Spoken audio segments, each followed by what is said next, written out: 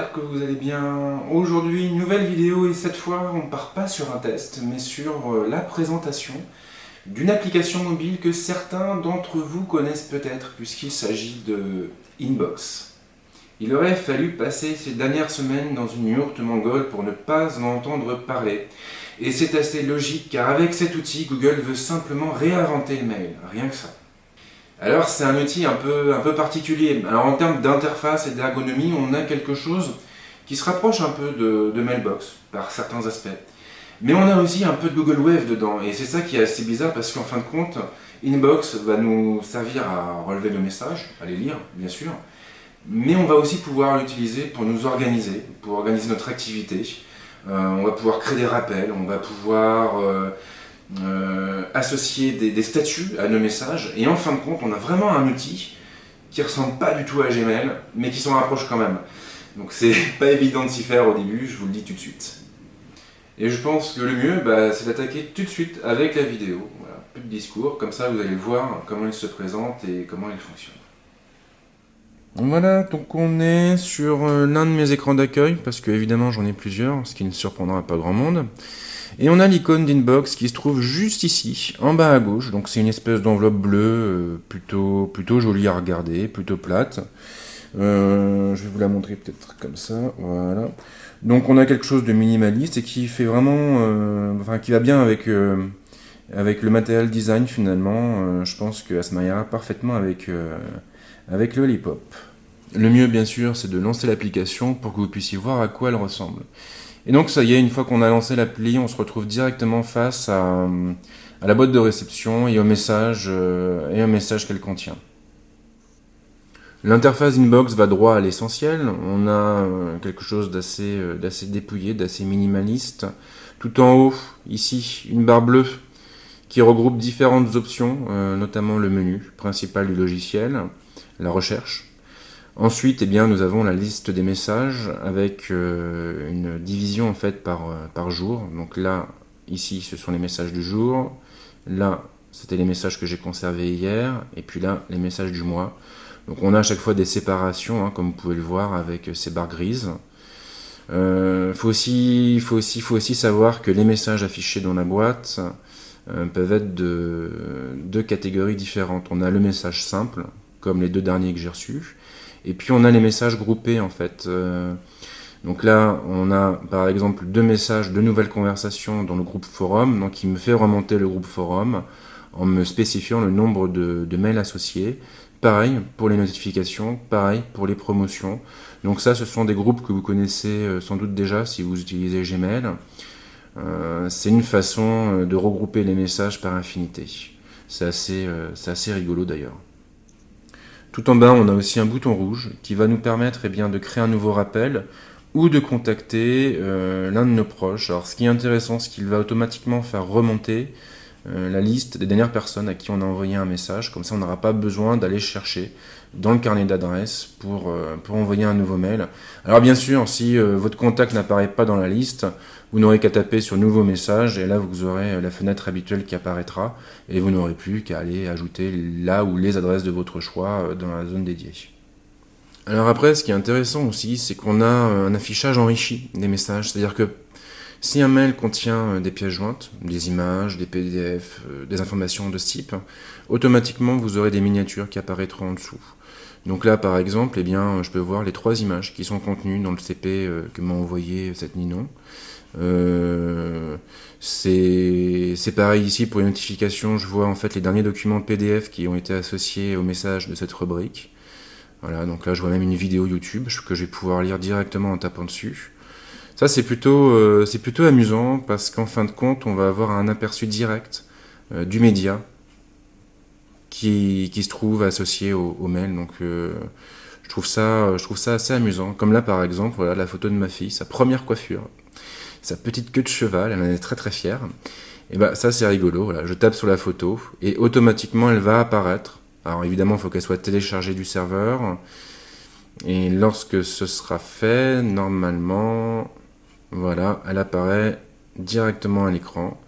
Et donc c'est plutôt cool, on peut zoomer, dézoomer. Voilà. Si je veux revenir en arrière, petite croix là-haut. Et hop, je reviens à la liste des messages. Google s'est beaucoup inspiré de Mailbox au niveau de l'ergonomie de son application, avec des gestures intelligentes qui sont plutôt bien foutues. Alors je vais vous montrer directement, ça ira plus vite. Si je prends ce message et que je le glisse vers la droite, automatiquement j'ai un espèce de bouton vert qui apparaît. Donc là en gros, qu'est-ce que ça veut dire? Ça veut dire que si je relâche la pression, le message sera marqué comme étant terminé et donc il sera archivé. A contrario, si je le déplace vers la gauche, là j'ai un bouton jaune-orange qui va apparaître et je vais pouvoir créer un rappel. Et ça c'est assez cool parce qu'on a pas mal d'options de ce côté-là. Alors j'ai un peu de mal, voilà.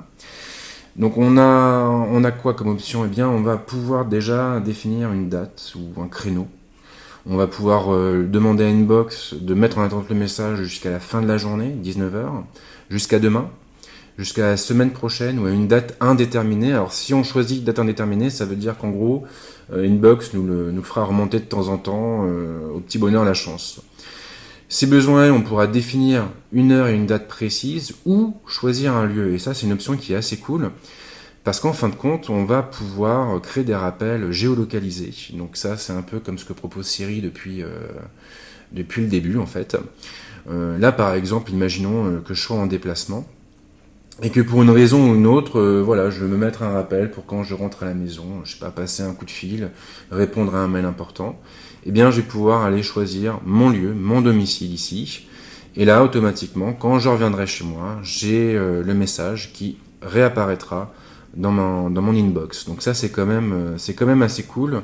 Maintenant, c'est vrai que moi, personnellement, j'aurais aimé que Google pousse le concept un peu plus loin avec d'autres boutons encore accessibles de cette manière, notamment un bouton pour supprimer le message.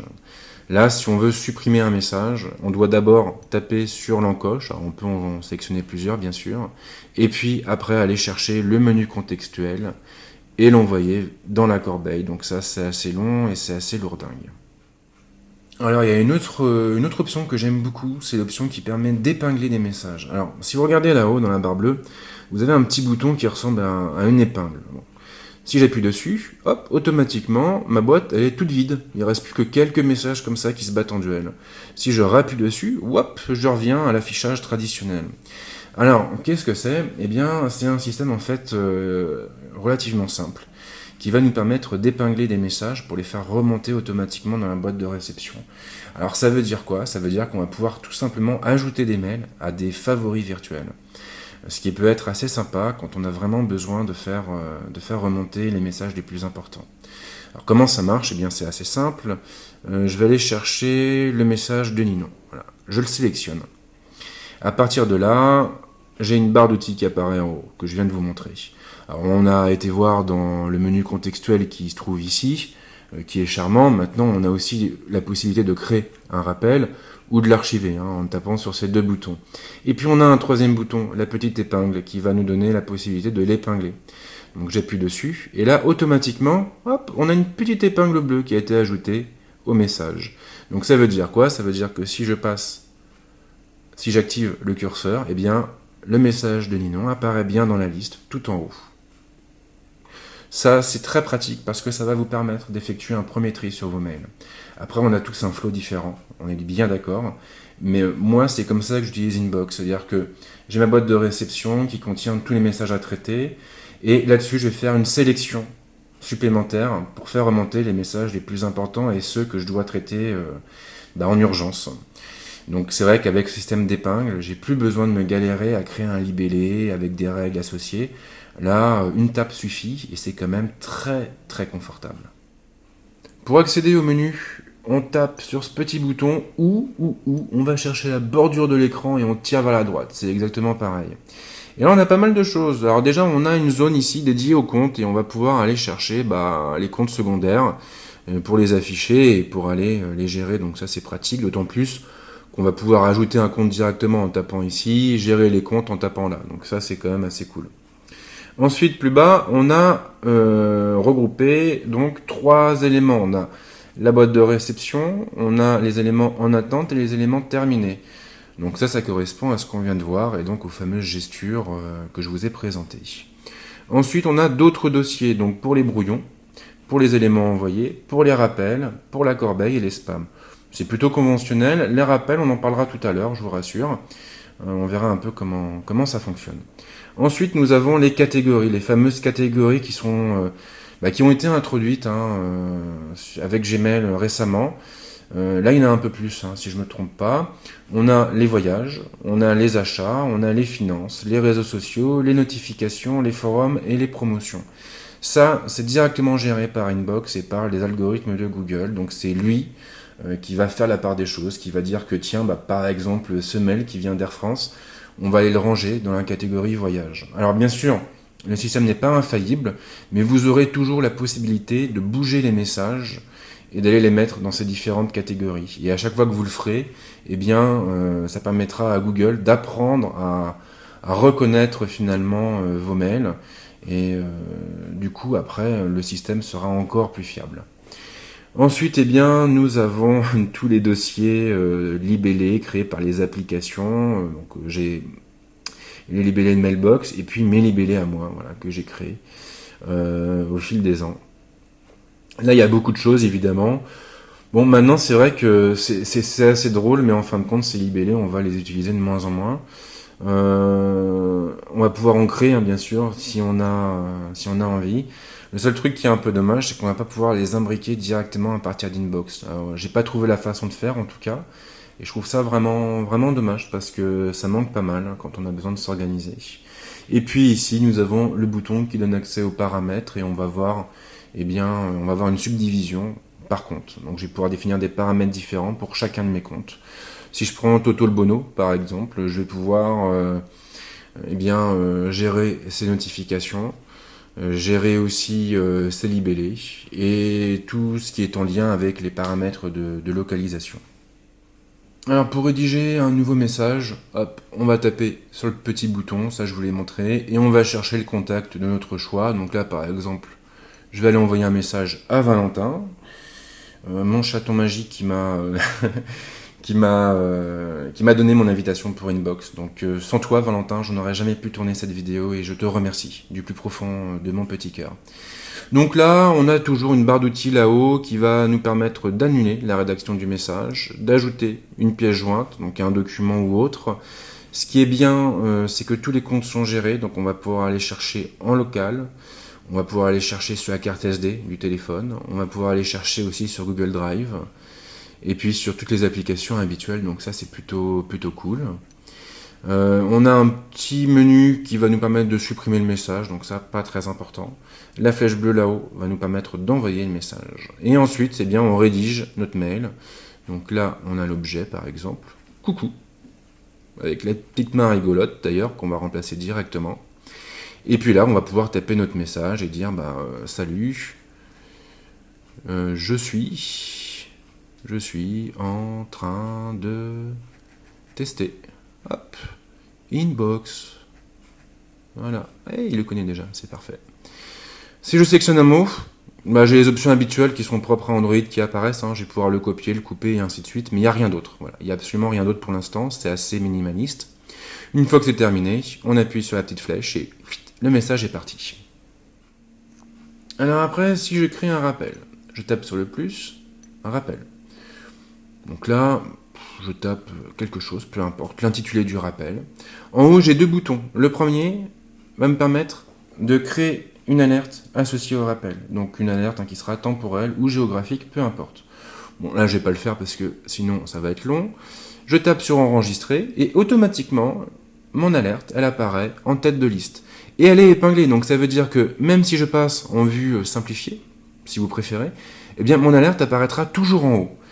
Après, une alerte, on va pouvoir la gérer comme n'importe quel message. C'est-à-dire que je vais pouvoir la faire glisser dans un sens ou dans l'autre pour l'archiver ou pour créer une nouvelle alerte associée. Et pour répondre à un message, comment ça se passe ? Déjà, je l'ouvre. Donc là, ça, c'est pas bête. Alors, ce qui est drôle, c'est qu'une fois que le message est ouvert, là-haut, j'ai les fameux boutons qui apparaissent pour créer des alertes, pour l'archiver, pour l'épingler éventuellement. Je vais aussi pouvoir programmer directement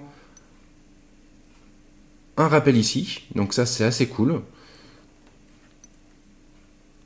Et puis ensuite, eh bien, si j'ai besoin de voir tous les messages qui sont dans la conversation, qui sont intégrés à la conversation, là j'ai un petit curseur 23 qui me permet de les afficher assez facilement.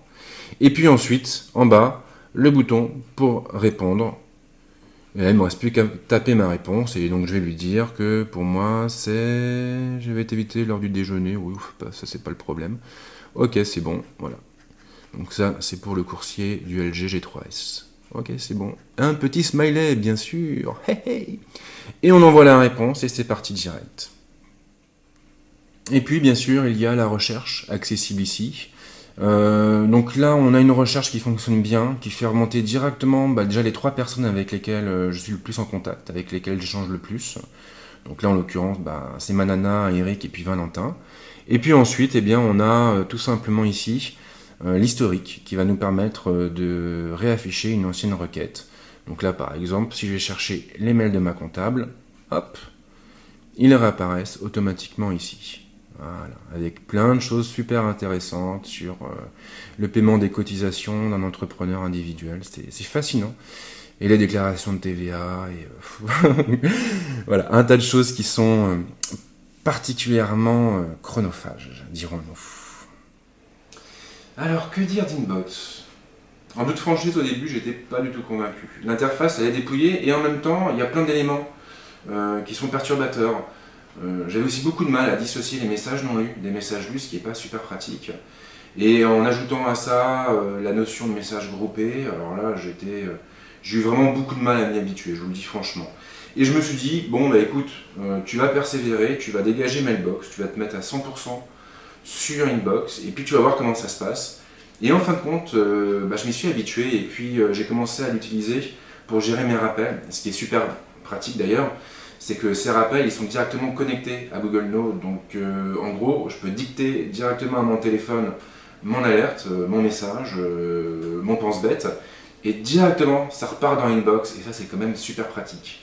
Même chose pour les alertes qu'on peut associer au message, je trouve ça super fun, d'autant plus qu'on peut partir sur des alertes temporelles ou sur des alertes géographiques, genre rappelle-moi par exemple de passer aspirateur quand je rentre chez moi.